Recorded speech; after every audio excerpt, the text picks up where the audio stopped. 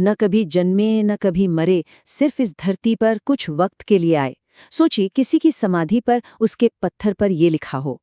ये शब्द अपने आप में एक पहेली है। आखिर ये किसके बारे में हो सकते हैं? ये शब्द उस इंसान के हैं जिसने हर परंपरा को तोड़ा, पूरी दुनिया को चुनौती दी और एक ऐसा साम्राज्य खड़ा कर दिया जिसने बड़ी बड़ी सरकारों तक को हिलाकर रख दिया। जी हाँ, हम बात कर रहे हैं ओशो की। एक ऐसा नाम जिसके साथ ना दो बिल्कुल अलग-अलग तस्वीरें जुड़ती हैं। एक तरफ लोगों ने मानते हैं एक आध्यात्मिक जीनियस, तो दूसरी तरफ एक खतरनाक कल्ट का लीडर, एक ऐसा दार्शनिक जिसके पास दौलत की कोई कमी नहीं थी। तो सवाल ये उठता है कि आखिर कौन थे ओशो? तो चलिए कहानी शुरू करते हैं। ये कहानी शुरू होती है एक ऐसे बच्चे से जिसका दुनिया को देखने का नजरिया हम सबसे सबसे बहुत अलग था। वो इंसान जो आगे चलकर ओशो बना, उसकी शुरुआत हुई थी एक और नाम से, चंद्रमोहन जैन। मध्य प्रदेश के एक छोटे से गांव में उनका जन्म हुआ और बचपन से ही चंद्रमोहन की एक आदत थी, सवाल पूछना। वो किसी भी बात को बस इसलिए नहीं मान लेते थे कि भाई ये तो सदियों से चला आ रहा है। नहीं, हर चीज के पीछे तर्क ढूंढते थे। और उनका यही सवाल पूछने वाला, ये जो विद्रोही स्वभाव था ना, यही आगे चलकर उनकी पहचान बना। तो देखिए, साल 1953 में जब वो सिर्फ 21 साल के थे, उन्होंने दावा किया कि उन्हें संबोधि मिल गई है, मतलब आत्मज्ञान हो गया है। इसके बाद उन्होंने फिलॉसफी में अपनी पढ़ाई पूरी की और देखते ही देखते 1960 का दशक आते आते वो पूरे भारत में एक नए नाम से मशहूर हो गए, आचार्य रजनीश। अब उनकी जिंदगी का वो दौर शुरू होता है जिसने उन्हें दुनिया भर में जितना मशहूर किया, शायद उतना ही बदनाम भी। उनके जो विचार थे वो इतने क्रांतिकारी थे, इतने अलग थे कि समाज का एक बहुत बड़ा हिस्सा उन्हें हजम ही नहीं कर पाया। उनकी सबसे विवादास्पद, सबसे कंट्रोवर्शियल शिक्षा इसी एक विचार पर आधारित थी, संभोग से समाधि की ओर। और बस इसी बात पर मीडिया ने उन्हें सेक्स गुरु का टैग दे दिया। लेकिन उनका असली मैसेज क्या था? वो कहते थे कि यौन ऊर्जा को दबाओ मत, उसे ट्रांसफॉर्म करो, उसे आध्यात्मिक ऊर्जा में बदलो। उनका मानना था कि इस एनर्जी को दबाने से सिर्फ फ्रस्ट्रेशन और गलत चीजें पैदा होती हैं, लेकिन अगर इसे सही दिशा दी जाए तो यही चेतना को एक अलग ही लेवल पर ले जा सकती है। और फिर साल 1974 तक आचार्य रजनीश बन चुके थे भगवान श्री रजनीश। पुणे में उन्होंने अपना आश्रम खोला और ये आश्रम वेस्टर्न देशों से आने वाले लोगों के लिए एक तरह का मक्का बन गया। हजारों लोग उनकी बातों से, उनके मेडिटेशन के तरीकों से खिंचे चले आ रहे थे। यहीं पर उन्होंने दुनिया को दिया डायनामिक मेडिटेशन, यानी सक्रिय ध्यान। ये जो पारंपरिक ध्यान होता है ना कि चुपचाप बैठकर आंखें बंद कर लो, ये उससे बिल्कुल उल्टा था। ओशो का आइडिया बड़ा सिंपल था।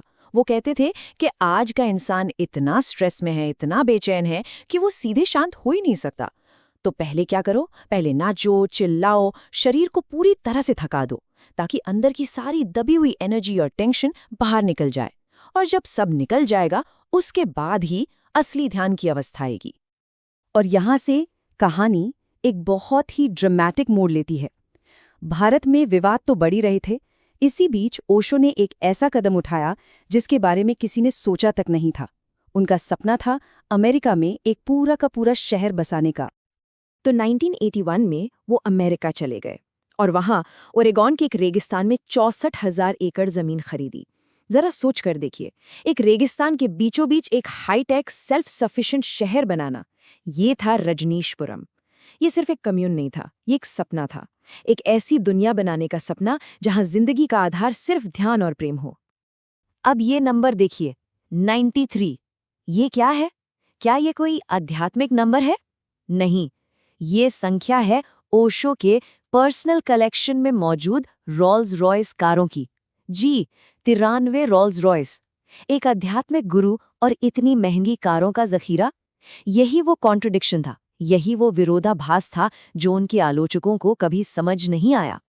लेकिन रजनीशपुरम का ये खूबसूरत सपना बहुत जल्द एक बुरे ख्वाब में बदलने लगा। देखिए, एक तरफ तो इसे एक आदर्श दुनिया, एक यूटोपिया बनाने की कोशिश थी, लेकिन दूसरी तरफ वहां के लोकल लोगों से जमीन और कल्चर को लेकर झगड़े बढ़ने लगे। और देखते ही देखते ये टकराव इतना बढ़ गया कि बात हत्या की साजिश और बायो टेररिज्म जैसे बहुत ही संगीन क्रिमिनल चार्जेस तक पहुंच गई। अमेरिका में जो ये पूरा साम्राज्य खड़ा किया गया था, अब वो बहुत तेजी से बिखरने वाला था। जो विवाद भारत से शुरू हुए थे, उनका अंत अमेरिका में एक धमाके के साथ होने वाला था।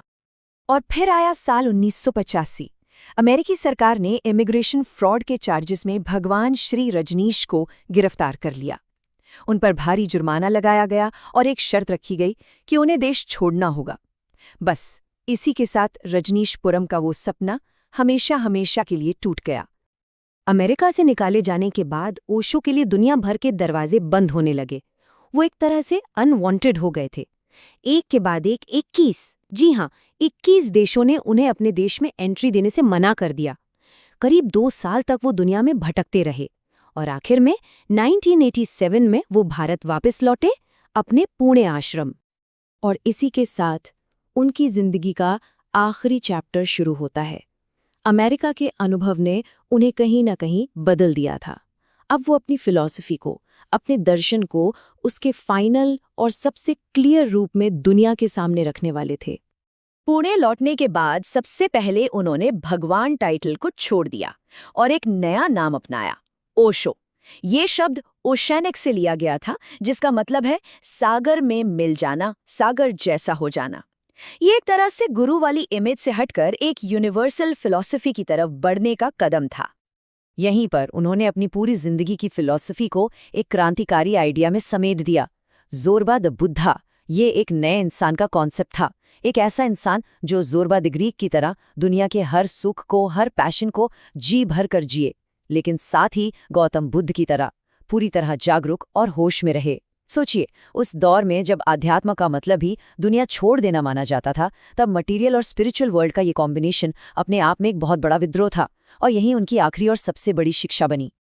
फिर 19 जनवरी 1990 को ओशो ने अपना शरीर छोड़ दिया। ऑफिशियल वजह बताई गई हार्ट फेलियर, लेकिन उनके फॉलोअर्स के बीच आज भी ये बात मानी जाती है कि अमेरिकी जेल में उन्हें थैलियम जैसा कोई स्लो पॉइजन दिया गया था, जिसने धीरे धीरे उनके शरीर को खत्म कर दिया। तो आखिर में सवाल वही रहता है, ओशो कौन थे?